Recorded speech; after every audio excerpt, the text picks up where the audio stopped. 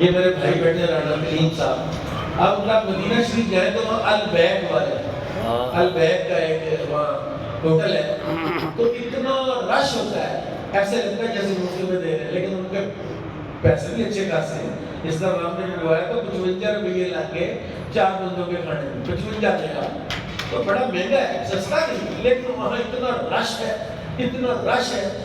اچھا کیا ہوا کہ وہ بندہ جو البیک والا تھا، جو اس کا مالک تھا، وہ فوت ہو گیا تو کچھ لوگ اس کے بیٹوں نے آگے کاروبار سنبھال لیا۔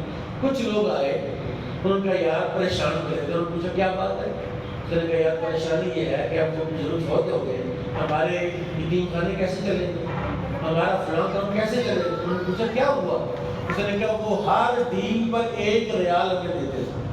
اس نے ایک بندے نے 5 ریال کی چیز دی ہے تو 1 ریال یتیم خانے کا ہے اور ویلفیئر کا ہے۔ تو ان کے بیٹوں نے منشی سے پوچھا کہ ہاں بھی کوئی چکر ہے اس طرح کی، تو ادائیگی انہوں نے کہا ہاں جی ادائیگی۔ انہوں نے کہا پھر ہر دین پر 1 ریال بھی 2 ریال دے دو۔ بیٹوں نے پچھلے کام کو بڑھایا۔ اسی طرح منشی ہاسپٹل کا آپ نے واقعہ سنا ہوگا، یہ جو بڑھ رہا ہے نا سلسلہ ان کا، تو اس کے پیچھے یہ بھی ایک فارمولہ ہے، یہ بھی ایک تھاٹ ہے، یہ بھی ایک سوچ ہے۔ کیا کہ ایک بندہ تھا، وہ انار گلی کے اندر شرٹیں بیچتا تھا۔ اگر آپ کہنا تو وہاں کئی بندوں کی ریڑیاں لگائی، ایک بندہ کندھے پر لا کے نا ایسے شرٹیں بیچ رہا تھا۔ روز جو سیل ہوتی، بچت میں سے 5 روپے پر 100 کے 5% جو ہے وہ اللہ کی راہ میں دے دیتا۔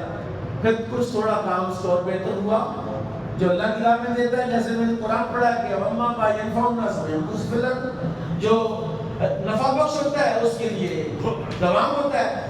ریڈی لگا لی اس نے،